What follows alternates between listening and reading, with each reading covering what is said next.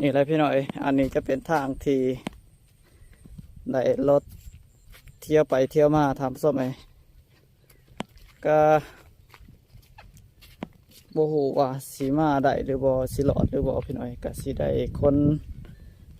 เครื่องจำนวนหนึ่งพี่น้อยออกมาเมื่อบ้านแล้วทำส้มไอ้เป็นต้นตีนรถไทยทำส้มไอ้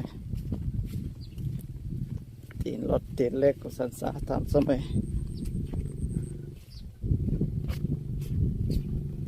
โอ้โหสีหลอดหรือบ่ทำส้มไอ้ก็เห็นแต่หอยรถเขาไปมาได้อยู่ดอกพี่หน่อย แต่รถเฮานี่มันอยากอันนั้นแน่จักหน่อยทำสมัยมันอยากหอยหรือว่าหอยมันลบทำสมัย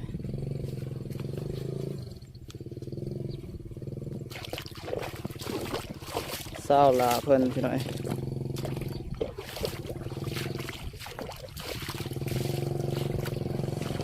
เอามาก็บ่ได้โอ้แถวนี้เลิกหน่อยโบว่าสิไปได้ด้วยบ่ทำส้มไอ้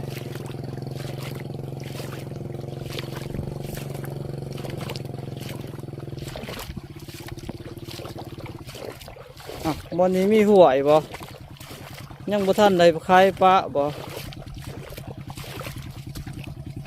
โอ้ยากเนาะพี่น้อง